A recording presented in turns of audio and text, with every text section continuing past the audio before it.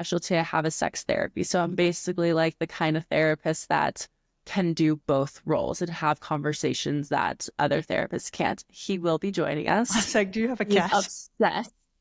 I've had this cat for 14 years. He's a Amazing. old boy, but he is upset. Anytime I'm sitting here, Yeah. working, clients, anything, he must be in attendance. So, You can only see people in Colorado, right? uh, Like you're restricted to that area? right now, Yeah, okay. once then I'll be getting provisional licenses in other states. So, Honestly, I feel like it's probably one of the most fascinating areas to work in. mhm. It's also incredibly diverse. Like I have people coming in for there was an affair and we haven't had sex in 5 years since then. And then we work with that. And then I have other Yeah. people coming in with I've had painful penetration and vaginismus for my entire life. And I'm tired of it. And I'm Oh, like, yeah, that's fair. great, let's get that done for you. And then and because it's just also all of it is it has its pros and its cons, it's fun and it's not fun moments. Right Yeah. now, I'm really enjoying the kink demographic because people Yeah, just I come bet. in and go, all right, give me everything and Yeah. teach me how to do it. And I'm like, okay, bestie, let's start negotiating and let's talk about like safe words. And it's super fun work. Do you actually teach that? Yeah, so my education when it comes to kink is so it obviously depends on what the client's coming in for, right? So I was actually talking to someone responded to one of my TikTok posts about it. I did a Kinktober advent calendar last year Yeah. where every day of October I posted education on a different kink. And quick tangent, there is a correlation, not causation, between kink and trauma, whether that's sexual trauma or developmental traumas, right? Yeah. Correlation, not causation. Yeah. And so if someone's coming in with that sort of background, I do sift through that first because I want to make sure no one's getting accidentally re-traumatized, right? Yep, of course. Once that's been sifted through, yes, I do so much education on mainly the foundational principles, right? So how do you negotiate? How do you come up with safe words that are unique to you and your relationship? How do you kind of have that mental and physical kind of check-in with yourself and with your partner as to what you're curious about, what you're not curious about? I teach them like what aftercare is. I teach them, when you're really getting more and more into the kink space and less, and you're further away from, let's say, things like mainstream kink. Yeah. That's What when would I you start. class as mainstream kink? I would say mainstream kink is when people look at 50 Shades of Grey, for Okay, yeah. example. Yeah. It's more of like, ooh, I'm gonna be kinky and like spank you around. I'm like, cool, that's awesome. Love Love that that for for you. you. Yeah, yeah. I think getting deeper into kink, I envision like let's take a very common example of a dom and a sub dynamic. Hmm. And let's say the sub says, "Hi Dom, I would like to have a scene with you," because Hmm. kink and sex are not always the same thing, or kink and intimacy are not always the same thing. Yep. And so teaching them how to have the conversation of, okay, what do you want to experience? While you're being submissive, do you want to feel empowered? Do you want to feel degraded? Is this an emotional submission or is this a physical submission? Do you want it to be forceful or do you want me to lovingly like coax it out of you? And like teaching them how to have all these different kind of conversations so that when it's, hey, I want you to dominate me, they can have all of the follow-up questions that are needed so that it's exactly what the person is looking to experience. It's super I fun. I was gonna say it sounds fun. It's not even my profession. I'm like, that sounds fantastic, right? Yeah. Like it sounds so much fun. How when people first come in to see you, right? Is it because they've tried to explore it already, or they're like, I'm thinking about it, or I'm having these fantasies, or something like that, and I don't know how to bring it up to my partner without them being like, you're a weirdo. Yeah, I would say all three. All Yeah. three show up. It definitely depends on that person's relationship with Hmm. their self, right? So if they come Interesting. in already kind of doing a lot of research and they've landed in a secure space of, I want to explore kink, but I want to do it coached or assisted by a therapist and someone who can help Hmm. me explore this side of me. I've had clients come in, they're like, I want to try kink. And I'm like, okay. And then I have other people come in where they're kind of more reserved and there's that internalized shame of like, what does this say about me Yeah. that I like this? Am I weird? I don't remember something happening to me when I was a kid. So what's wrong here? And so we do a Yeah. lot of unpacking. And what can follow up with that is when someone's in a relationship and that third thing you said of, um, oh God, I'm interested in this. And what about my partner? How do I say this? How do I, oh God. And so that is definitely more in the internalized shame portion, or I don't know if this is like the perfectly correct term, but externalized shame. So either they're coming from a place where they already have existing shame about whatever kink or fantasy they have, Mm-hmm. or they've tried to present it to their partner in a soft way. Like, Yep. hey, what do you think about that? Or they saw the kink in a movie and they're like, hey, what do you think about that? And the partner was like, that's so weird. And then that creates or enables shame to be born in that Yeah. relationship. And I've seen both happen, whether it's in a kink space or in a non-kink space when it comes to sex therapy, in which case I try and do some psychoeducation and some empowerment work and self-esteem building so that we can see that this is not something to be shameful of and do the unpacking around it. And then when it comes to couples therapy and specifically, I basically help teach the couple how to have this conversation. And that doesn't necessarily mean that the person bringing a kink to the table is going to get it. The goal is not how do I get my partner to participate in this kink with me. It's the goal is how can we have an open and judgment-free conversation between us partners and Mm. then go from there. And then there have been times when a partner has been completely disinterested in the fantasy and in the kink, in which case I Okay. have whole conversations of, okay, what is a safe way for you, the kink person, to Mm-hmm. participate in these fantasies? And what ways do you, other partner, feel safe participating or holding space for that fantasy that doesn't feel like you're fully participating in a way that feels uncomfortable to you? And we have that back and forth dialogue. Is it possible? I'm very curious. Is it possible to one party have a even 50 Shades of Grey fantasy and the Sure. other partner be like not interested, for that dynamic to still coexist when one person wants one thing and one doesn't? Yeah, absolutely. That's where I think of ideas like, let's say it's about impact, right? Mm. They have an impact fantasy. And the other partner, when they're hearing the ways in which their partner wants to practice this fantasy, it's too much for them. And that's okay. So Mm. I first try and have the conversation, okay, let's break this down and make it a spectrum of impact play. Yeah. Where do you think you land on this spectrum? And let's say the partner would say, oh, I land like in the middle and lighter. I'm like, Mm-hmm. cool. Let's see how that feels. If the partner says something to the effect of, nope, it is not for me, no part of the spectrum am I interested in, then that's when we explore what are safe ways for this other partner to access that fantasy in a way that is safe for the relationship. Does that look like that's the main kind of porn they watch or smut books they read? Does that look like maybe they're engaging in like a virtual fantasy, so like sexting or texting each other and like Mm. kind of role playing the fantasy without the actual impact happening? And for other folks, it's sometimes a conversation of what would it look like to have a kink partner, but not a second relationship or another intimacy Interesting. partner, Yeah. because that separation between kink and vanilla sexual intimacy, like penetration and oral sex and all that Mm. stuff. So there's a whole list of things in which we look for in ways for the couple to stay together with this kink discrepancy.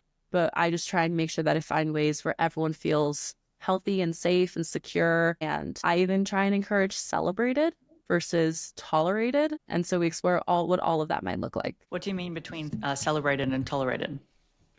I would say tolerated for me can look like kind of like putting up with it. Mm. Okay. Yeah. And celebrated is kind of like being encouraged. So let's keep with the impact kink example. Partner tolerating in my mind looks like, yeah, you liked impact play, but like, don't talk to me about it. I don't want to hear about it. I don't want to know about it. I know it exists and that's enough. Keep it away from me. Yeah. Okay. I understand. Celebrated is, I love that you love that. Yeah. It's not for me, but let's see how this can work. Or Mm. the partner's like, oh, I watched an impact scene porn video. Like, yeah, did you like it? Oh, that's really awesome for you. And like, there's more of that enthusiastic celebration versus that The eye shutting down rolling of it. towards. Yeah, Yeah. Like the right. shutting down of it and the continuation of the shame. Exactly. Yeah. Exactly. What's the common misconceptions? Because I'm going to guarantee, as people are listening, the common misconceptions between kink and BDSM. I would say the heavy hitter is that it's for deviants. That's one that I Okay. think we've all heard at some point. Hmm. even in an indirect way, like someone says what their kink is, or they hear about someone's kink or fetish, you go, oh, what's wrong with them? What happened to them when they were a kid? Or that's so Yeah. screwed up. So that whole deviant narrative, or it's a causation of trauma that you haven't healed and you're still screwed up by it. I would say Mm. it's a very common misconception. And that Just to clarify so that I'm hearing you correctly, that for me or somebody else, but I'll use myself as an example, right? To enjoy or seek out a level of kink or BDSM, the assumption would be that something would have had to happen to me, for me to enjoy that. something really Correct? screwed up. Yeah. Okay, cool. Very Awesome. traumatic, and like you have yet to heal that and Hmm. yet to move past that, because if you were healed and you were normal and healthy and okay, you Mm. wouldn't be inclined to participate in these kinks and you wouldn't find enjoyment out of them. That's a huge narrative Interesting. out here. Okay. Yep. Yeah, it's something a lot of my clients that come in specifically for kink exploration, Yeah. we have a lot of shame unpacking around that to do, and the deviant narrative. And there's intersection, but they're not perfectly identical.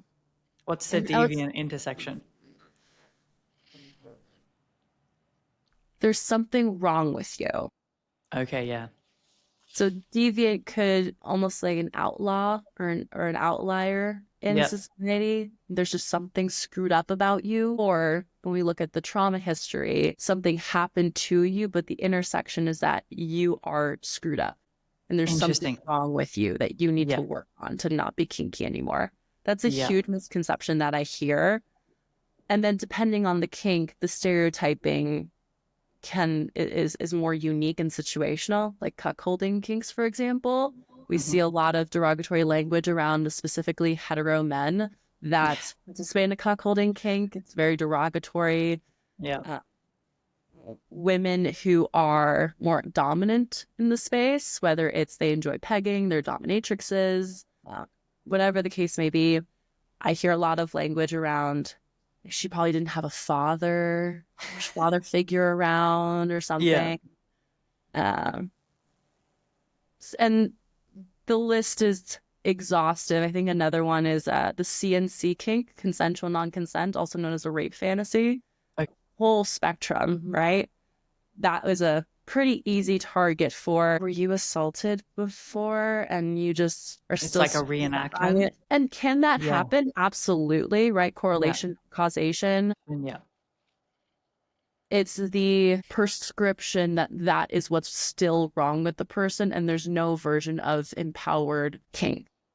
I understand. So it's Yeah. like not that I could possibly enjoy it. It's because I had to have been assaulted for me to now enjoy it. Exactly. And you're still Yeah. screwed up from that trauma Come on. Yeah. because it's so screwed up that you enjoy this type of fantasy. Yeah. It kind of sounds like we're just re-victimizing the victim. Pretty much, which Yeah. is interesting. It's just screwed up in a whole new way. Exactly. So I would say those are the most common misconceptions.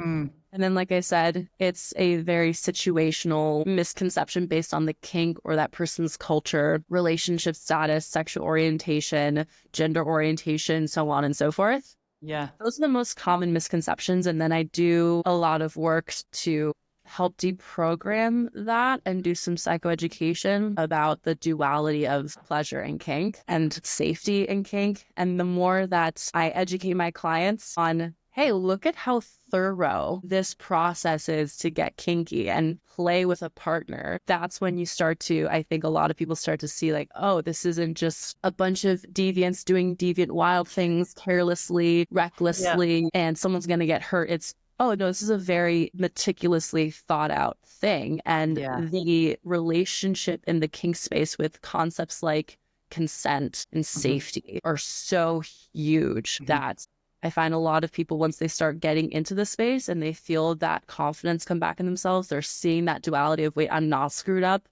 and I'm enjoying this kink and everything's fine. That is its own healing work and a bunch of like light bulb moments, I would say. So that's Yeah. what the whole process looks like. Would you say you have more women come in or more men or evenly spread? I would say I work a lot with couples, so it's and a lot of hetero couples. So I would say it's pretty even. But what I Mm. do see is in an individual space, I have more women signing up. And when it Mm. comes to couples therapy, it's mostly the female partners initiating the Interesting. couples therapy. Yeah. Excuse me. And there's some theories around it. The theories are, and I agree with them. I just have, and I say theories because I haven't personally read the studies, so I don't feel comfortable saying the studies say without having read them. Totally fair. Therapy does have a lot of female or feminine presenting clinicians. And so Hmm. already there's a barrier for a lot of men to feel that they feel safe and that they're going to feel heard in a Mm. female dominated room. And Interesting. it's really a projection of like, oh, my wife's here. That's a female therapist. Mm. It's probably going to be 2 against 1. Yeah. Something like Yeah. that. And a lot of when we look at a system like patriarchy, for example, it does a very good job at teaching men that they can't talk about their feelings and that there isn't a safe space to talk about their feelings without being viewed as weak or less masculine or to feel emasculated. Yeah. And I noticed those also to be barriers in the and with men coming in for therapy in my space.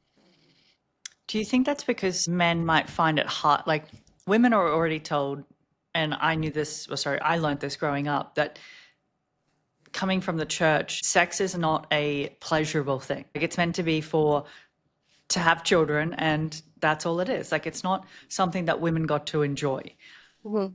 So women already have this internalized shame, or they can have this internalized shame around enjoying sex, multiple partners, kink, that type of stuff. But I always wonder whether men are on the same, whether when they get married or in relationships, they might want to explore the depths more, per se, and still feel the same internalized shame as what the woman would, but just not sure how to voice it again without sounding weird. Yeah, that absolutely does happen. Mm. Absolutely. I would say when we look at the intersection of patriarchy and religion, I think male sexuality and pleasure is treated differently. I didn't have a religious experience, but I'm sure maybe you can relate to this idea. Men are often, if not encouraged, tolerated in their sexual exploration, right? Yeah. And common example, when the son in the household starts watching porn for the first time, no one's like smacking him on the wrist saying, no, don't do that. It's very like, okay, we're just not gonna talk about that. Yeah. But when the daughter starts doing it, it's like, no, good girls don't do that. And there's a 100%.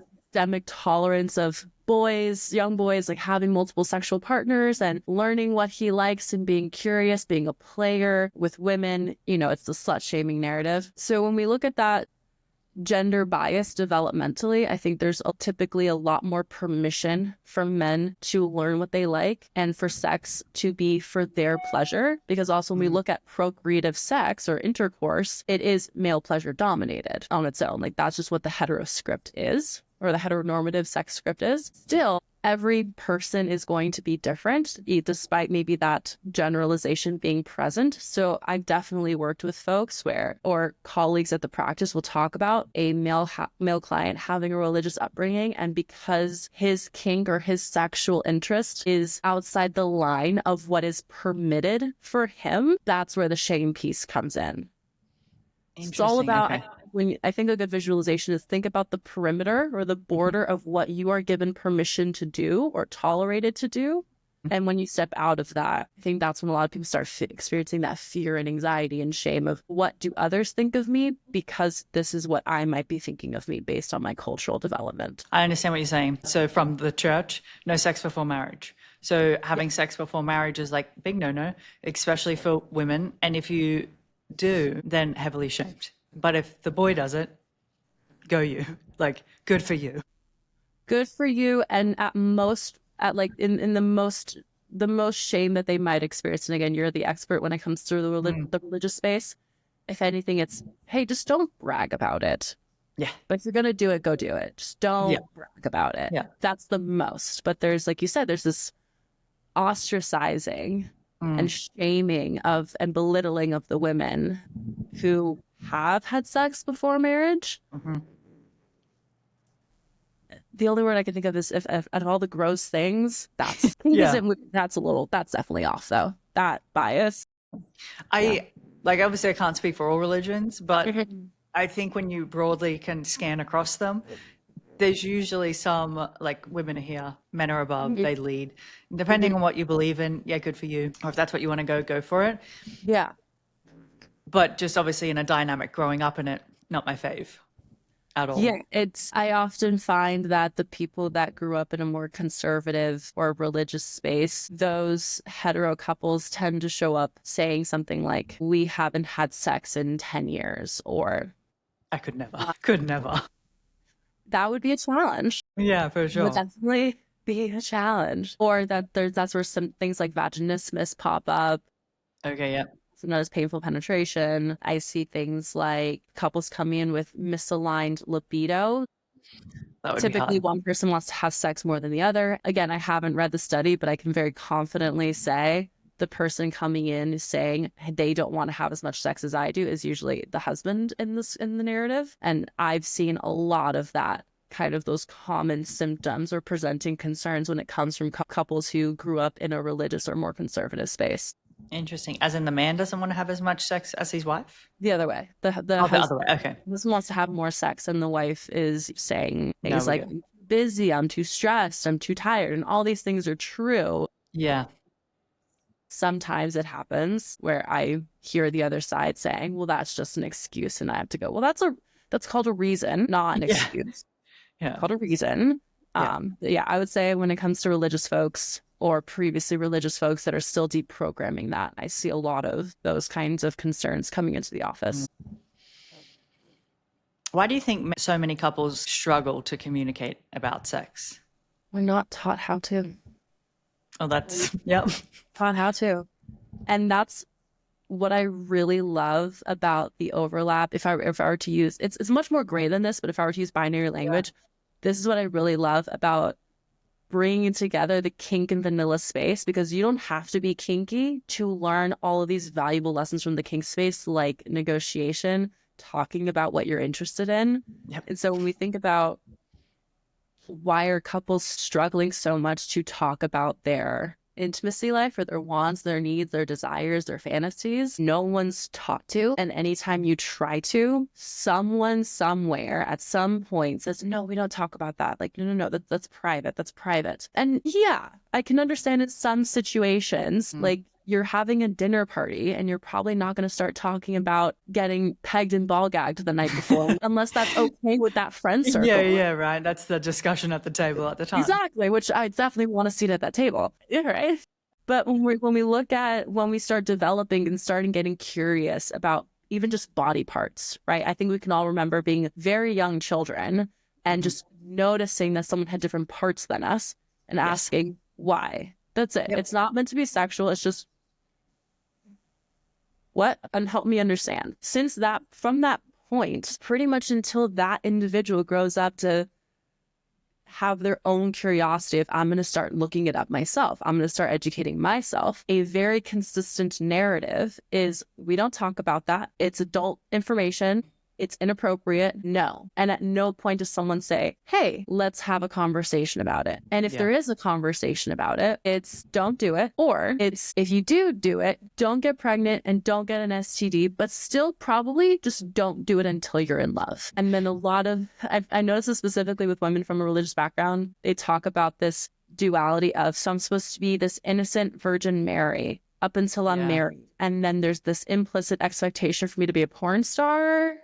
The Madonna whore complex. Exactly. And so that happens a lot, but I think a huge reason why a lot of people don't know how to talk about these things is the absence of education. And then when there's a lot of self-taught education, because no one talks about where the healthy resources are. The 100%. resource is porn. And Yeah, only Pornhub. exactly. Yeah. And only until recently has porn become ethical and truly ethical.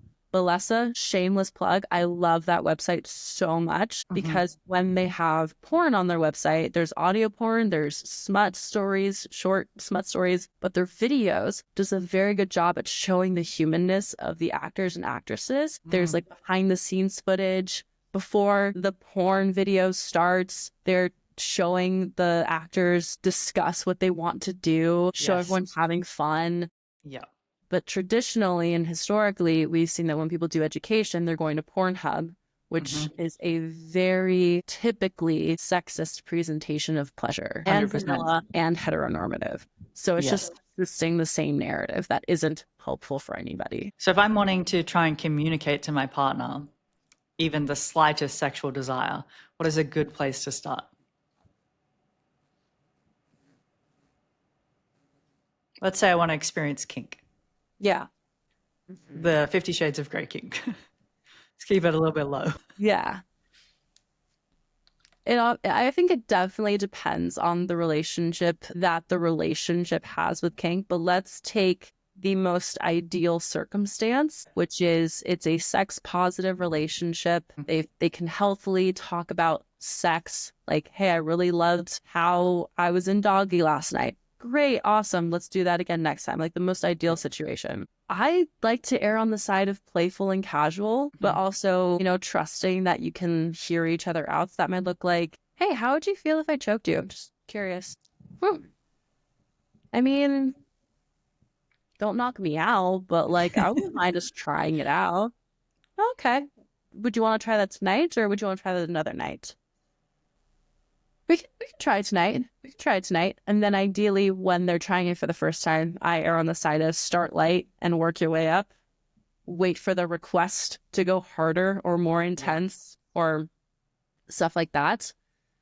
If it's not the most ideal circumstance, then I would encourage a more thoughtful conversation. And a thoughtful conversation could look like, hey, I want to talk to you about something. Okay, cool. What's up? I have this fantasy that I would really love to explore with you. And I was wondering if we could talk about what this fantasy is. And it's okay if it's not for you, but I want to share it with you anyway. And if you're interested in it, maybe we could try it or we could try a version of that. Okay, what is it? I like impact. I like hitting you. What do you think about that? And then that's when I would, if I was facilitating this in therapy, I would encourage the other partner to ask the question, okay, when you say hit me, what does that mean? What does that look like?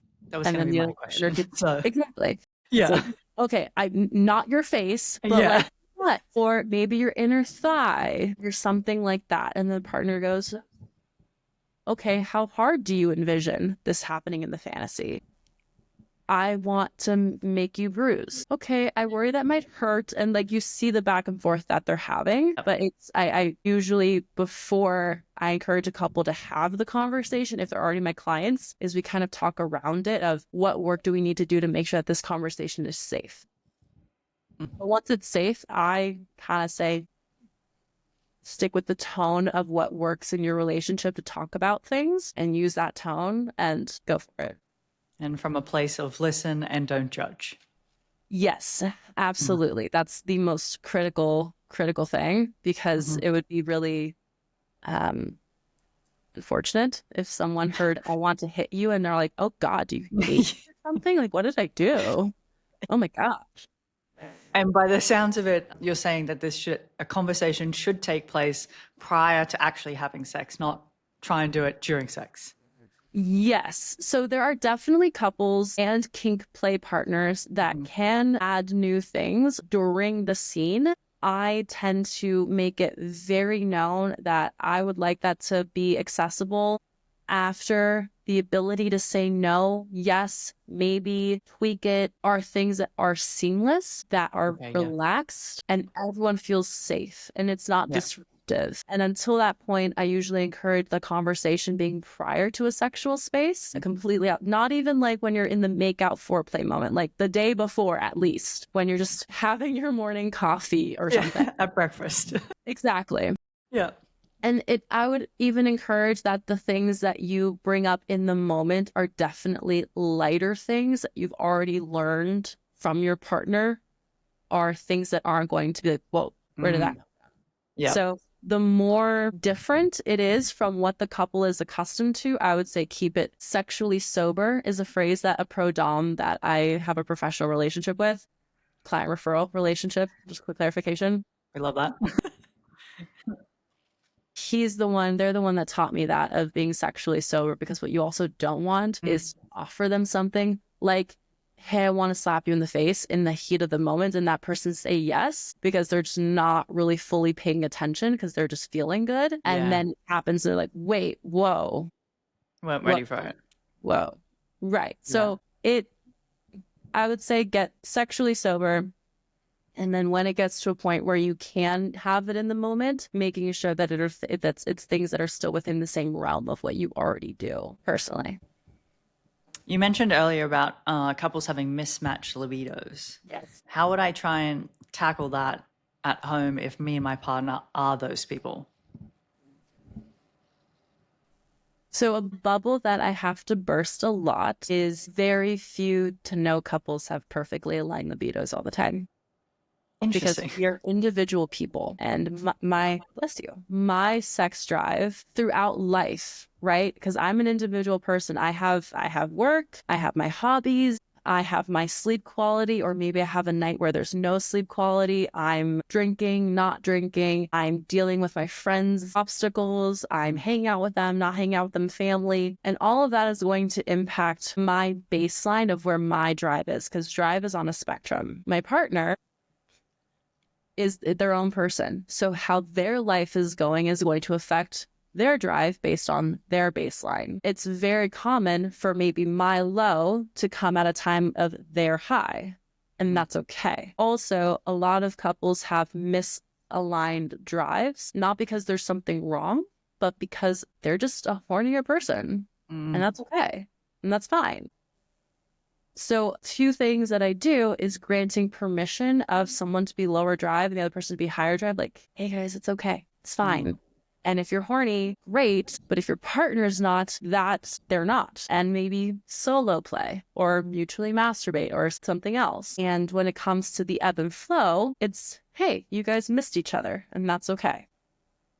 A third thing that I cover, I need to do a lot of time with, take a lot of time with, is there something in the relationship that is facilitating or enabling not necessarily mismatched desire, but lessened desire for the partner?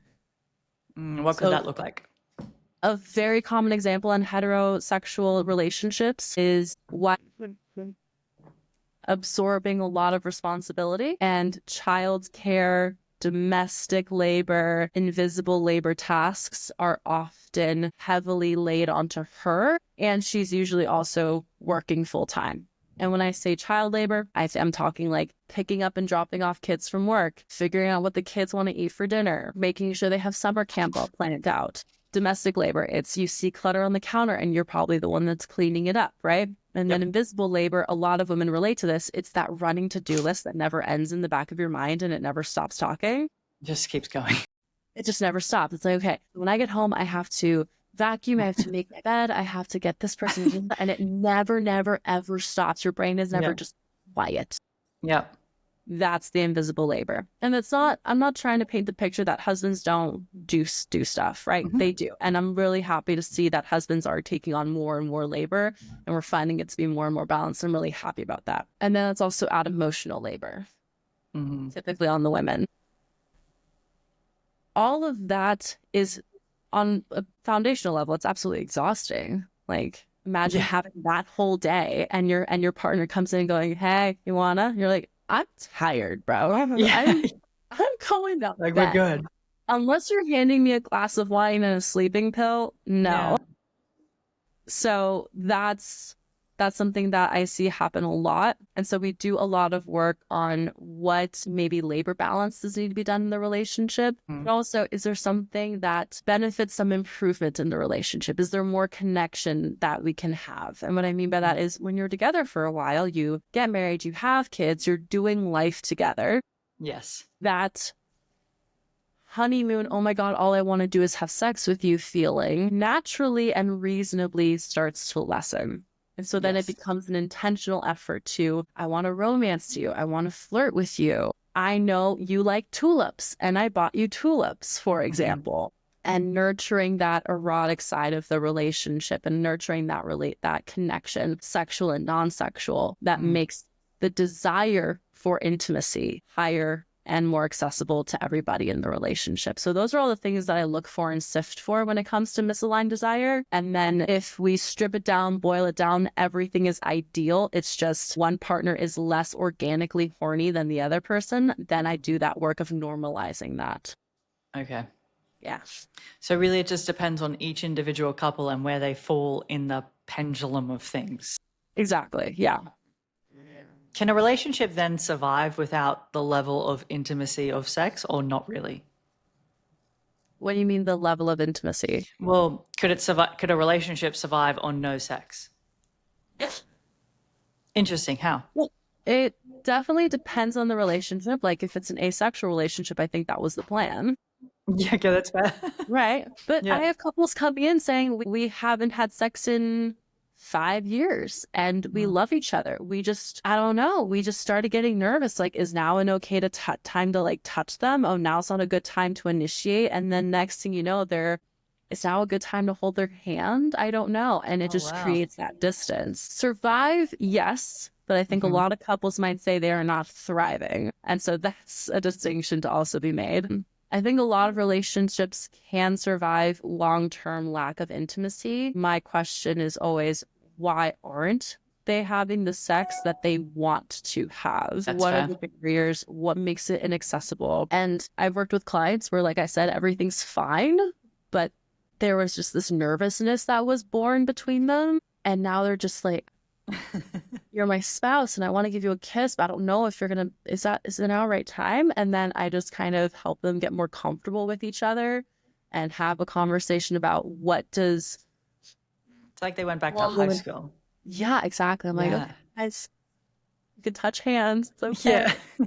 And it's really sweet to do that work. It's really adorable and nice to watch because it feels like overnight, even when it's not. But when you compare it to the 5+ years they might have not been having sex, and the couple comes in and going, "Oh my God, we can't stop having sex." I'm like, yeah, survive definitely, but a lot of Yeah. sexual people Mm. who come in, relationships that come in, maybe just they don't like it. Like they want to be having more sex, but their marriage is surviving. Then how would I try and rebuild that if I'm noticing in my relationship we're not having sex as much, or at all? How would I try and navigate to rebuild it? Figure out what created the distance to begin with, and not just repair it, but what lessons need to be learned so that you can have ongoing preventative care. And what I mean by that is, let's say a couple stopped having sex because one partner was mainly benefiting from it pleasure-wise. So that's something called pleasure equity, right? Pleasure equity being one person is having significantly more orgasms or pleasure than the other person. And with equity, we want to balance those scales. So let's say for whatever reason, whatever the circumstances were, one person is having significantly more pleasure and it's more them focused on the other person. And the other person's like, yeah, it doesn't feel bad, but like, eh. Okay. If that's why that person started saying no more, then what does this person like? What are their turn-ons? What are their fantasies? What are their turn-offs? How do we increase that pleasure equity? So now when their other partner says, hey, you want to go be intimate? The person's like, yes, because I know I'm going to have a great time. That's an example. Is that very common where one party will be getting more equity than the other? In heterosexual dynamics, yes. I believe the current statistic or percentage. I like that there's stats on this. Yeah, I believe it ranges between, I think, in cisgendered heterosexual relationships, men have about 95% of the time they have orgasms. And I think it's around the 60% mark for the cisgendered woman in the relationship. And it's increased from 40, because I remember reading 40 at one point. So we're getting better. Oh, thank God. Is that because women are like you said earlier, right? We're not taught about sex on a whole scale, what our wants, needs, and desires are. I'm trying to think back to my sex ed days, whether we were taught about our anatomy enough to be like, this is what I could like in the bedroom, let alone this is what you do to self-pleasure.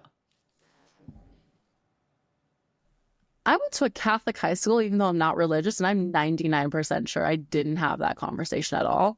But Yeah. God bless my mother, because that woman is, in her non-religious way, a saint, and Yeah. swooped in with great. I'll never forget the time that she came home from a girls' night kind of tipsy, and my sister and I were at the age, and she just walks in with her friend, and she just has a CVS bag with a box in it and two bananas, and we just know what's about to happen. You're like, oh dear God. It was hilarious because I remember my drunk mom being like, "This is how you put on a condom." I'm like, "I love you so much. You are wonderful." Oh, so great. Yeah. When it comes to institutional sex education, like schools or something, I do think that at minimum, sorry, not at minimum, because minimum is abstinence pushing. Yeah. I think it's common to see anatomy teaching.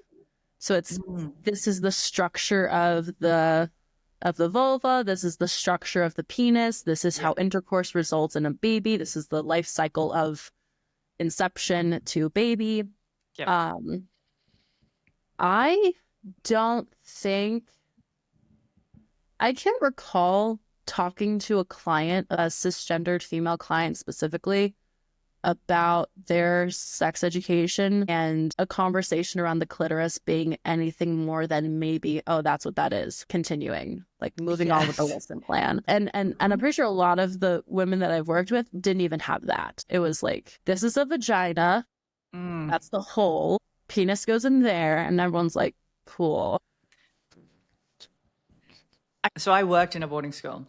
Okay. And the amount of young girls that had no idea that there's multiple holes, it's mind-blowing. Like, mind-blowing, highly concerning, because they're 16 and 17. So usually around the age, at least then, of when they're starting to have sex. But the concept of even knowing their anatomy was just not present.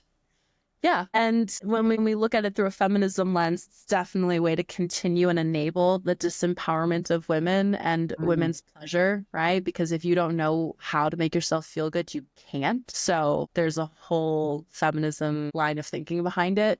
I agree with you. It's really sad to think about how we're supposed to have a competent sex education curriculum that it's not like it's the Kama Sutra, right? It's not like anyone's saying this is how you do it and how it feels good, but at least having the basic education of these are all the parts of your body. This is how it functions from a procreative and a pleasure space. All right.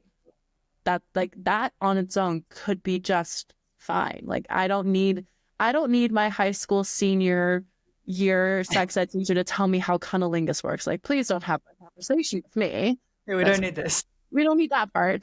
But please tell me that how the male sexual response cycle is stimulating the penis and the head, and the orgasm is often experienced in tandem with ejaculation. And then also tell me when a vagina or vulva experiences pleasure, it's primarily through the clitoris, stimulating that. The vagina can ejaculate. Like, at least tell me how my body works.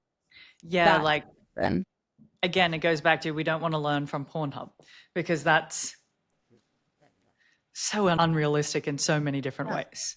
completely. And yeah, just everything about it is fake. And what's actually, I'm curious what you'll think about this. What if I told you that the current sex ed curriculum up to date for the United States is actually really good? Really? The curriculum. Like, I'd be hella surprised. So I researched it, and that was my final project to get my Sexual Health Alliance sex therapy certification. Yeah. It includes intersex from kindergarten through 12th grade. It is compounding education on consent, emotionally stable relationships. It teaches kids how to identify if their peer is maybe getting abused and when to go tell a teacher.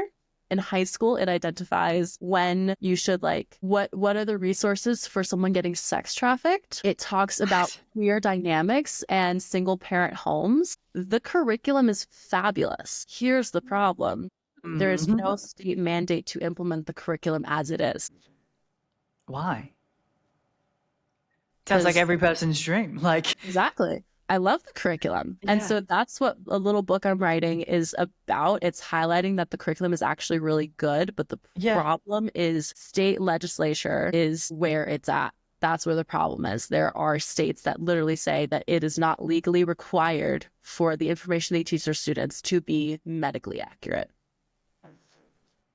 What? Yeah. That's what you want. You want it to be medically accurate and hopeful. And Not when it's a state that has an issue with separating church and state.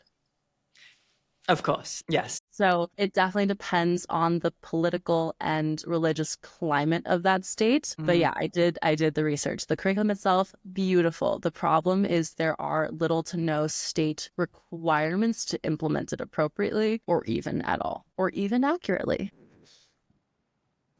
That's actually mind-blowing because like with the stuff that you listed Mm-hmm. would have been a dream for half the people that I went to school with, self included. So it's mind-blowing that it is there. It is accessible, but we're just not going to teach it. Like it's like we don't need to know that. So like, here is the golden ticket. Yeah. Yeah. This will solve all our problems. So we'll just burn it and pretend like it doesn't exist. Exactly. So that's I'm really excited to try and make that more public information with the book I'm writing. Mm, But yeah, I was shocked too because part of my research was okay, what even is the national sex education curriculum created for this? What even is it? And I'm reading it K through 12 and I'm like, huh? It's teaching consent? yeah, that's Like I think half the problem. we can all remember like a peer in elementary school like poking us. We're saying stop and they're like, haha, I'm gonna keep poking you. Yeah. It even talks about it on that level. It's and what okay, so what's bizarre, I think teaching kids consent would solve so many problems. So Like just on a basic level, forget about sex. Teaching a child about consent on any level is fundamentally the best thing that they could learn. and boundaries.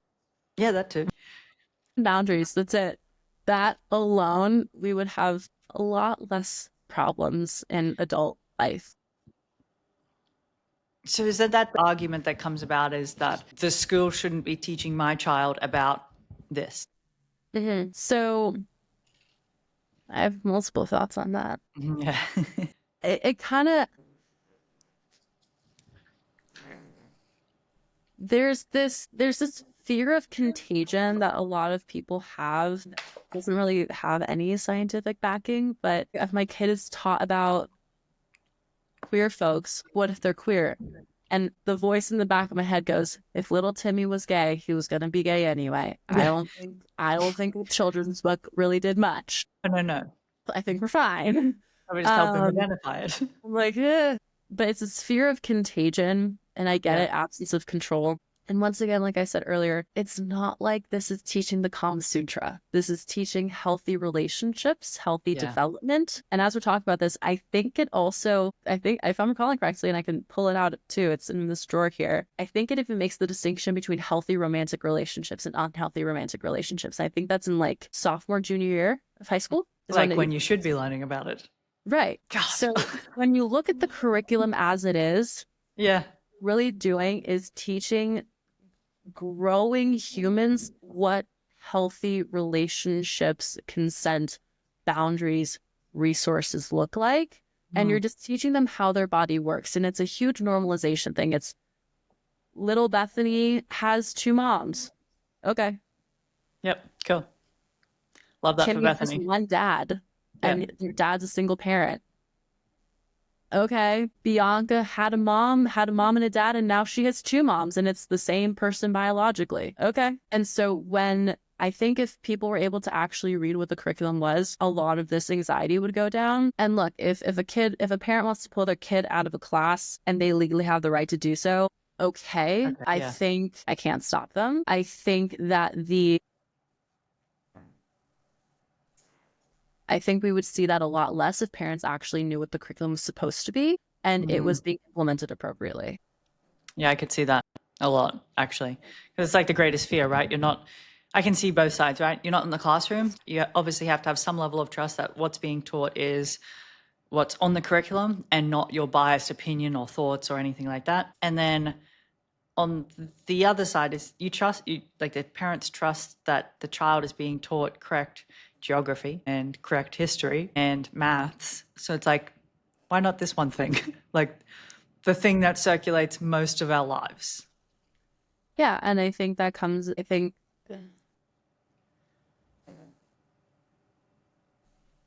I understand parents wanting to make sure that their child grows up with the same value system as they do. And I understand that. And I can see how it feels like a threat that contradicting education will pull and compel your child to distance themselves from that value system. If that value system is harmful, I'm kind of okay with your kid not believing it. If it's harmful. Yeah.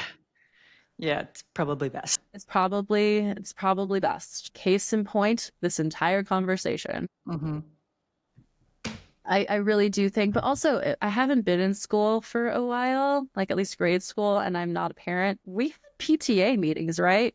Where Yes. parents went in and they talked to the science teacher and the history teacher and they like explained what they were teaching. Yeah, if we just had that about sex ed and that was an actual look at the curriculum. Yeah, look what you don't have to teach. Yeah, exactly. And then look, at the end of the day, if it completely disagrees with your religious upbringing or your religious values that you want your child to be a part of, if legally you have the right to do it, legally you have the right to do it. But I stand by, I feel like if parents were more informed as to what it's supposed to be and it was actually mandated to be implemented at a high level of education and a high standard, I think we would see less of that yanking out. Yeah, I agree. I agree, actually. I actually just thought of a question. Sure.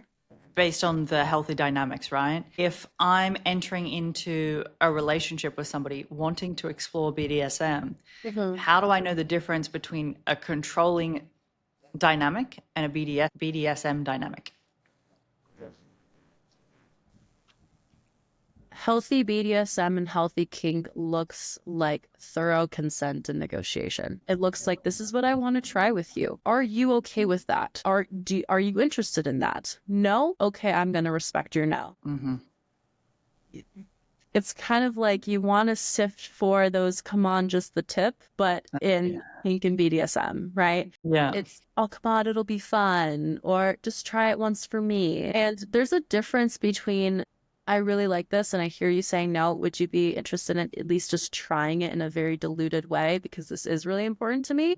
And then receiving the no and going, okay, versus fun, just try it. So things like that is something I sift for. And I also look at the relational dynamic. But let's take the example of a 24/7 dynamic, master slave or dom sub dynamic, where everything is a power dynamic.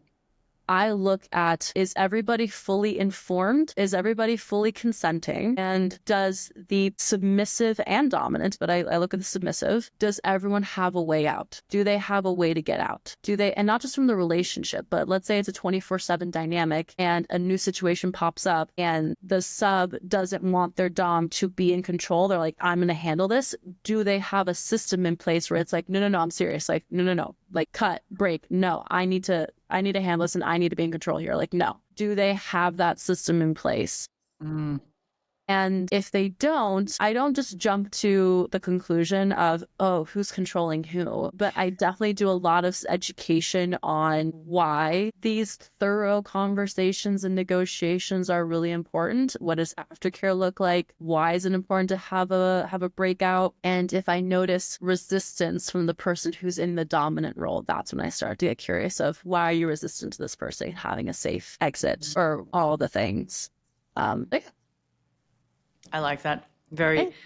It's what actually, let me clarify. When you say 24/7, would that mean 24/7 as a relationship dynamic, or I'm still separated, but the actual 24/7 is a dynamic that we've consented to operate in? Both can happen. Like there can be kink play partners that have a 24/7 master slave or dom sub dynamic, and they're not in a romantic relationship. And then there are times where they are in a romantic relationship as well. Personally, whenever I've gone to seminars and events and whatever, I've usually seen it being romantic, but I imagine 7 dynamics as play partners, not romantic partners, does exist. Hope that answers. Did I answer the question correctly? No, you did. I was just like analyzing it in my brain. I'm like, no, you did answer it 100%. Like the 24/7 usually in a relationship dynamic, but can exist in other dynamics as well. Yeah, and think about that. We all have that one friend that we text every day. So basically that. Like, hi, good morning, master. I woke up and drank my full glass of water like you told me Yeah. to. Good girl. Put on Going this about my day. outfit and go to work. Yeah. Okay, that kind of thing. Yeah. Yeah, that's one example at least. What could be signs if I'm noticing in my partner they might want to explore something else in the bedroom, whether it be BDSM kink or just explore, but are too afraid to express it? Oh my God, I don't think I've ever been asked this question. So you have a partner who has these Yeah. interests, but they're too hesitant or fearful to share it with you. How do Yeah, you it's almost on like these I've things? noticed changes in them, or yeah, notice changes in them, or they might bring up a topic, but they're too afraid to be like, hey, I might want to try this. So they might Oh, show me something, but like, look how cool this looks, but never actually express it. okay. Okay. I would say start the conversation. Like Mm, let's say your partner comes up to you like, oh, look at this porn that I watched, and they don't ask the question, would you want to try it? And you get that mm. like that feeling of like, are they trying to like, do What's you want to happening try here? this? Do Yeah. you want to try this? And I would say err on the side of inviting, not do you want to try this? Mm, Because that can be judgment. It can be hard to do that, especially if what you were just shown or presented is kind of like, I'm confused, not necessarily judging them, but just what does that bring up in you? Like you're confused. You've never tried this before. What does it mean? And you mm. have all these questions. And a lot of people don't have the greatest poker face. I'm still learning to have mine. Same as, So yeah. I would say open curiosity and invitation. Is this something you want to try? If it Mm, is, that's okay. Like, just so we can talk about it. And if your partner's like, no, no, no, no, no, maybe that's true, maybe it's not. But if you constantly present yourself as someone that's like, hey, it's just a conversation, we can talk about it. I love you and I accept you. Your partner either will go and do his own work of like, therapist, help me. They're clearly willing, but I'm so afraid. Or they will trust fall and go, actually, yeah, I do want to try this. What do you think about that? Yeah, I'd mm. love to. Why didn't you tell me this before? I was embarrassed. And then you can have the conversation. I love it. Hunter, it has been an absolute pleasure chatting with you today. I loved the conversation, and hopefully anybody who listens will love it just the same. Thank you. It was really great being on. Where can people find you? So I have Instagram and TikTok. My handle is Hunter English _ LMFTC because I'm a marriage and family therapy candidate.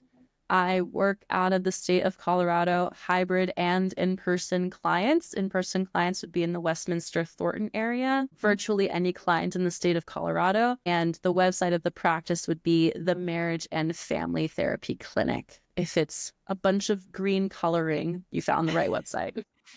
Amazing. Thank you so, so much. Of course. Thank you.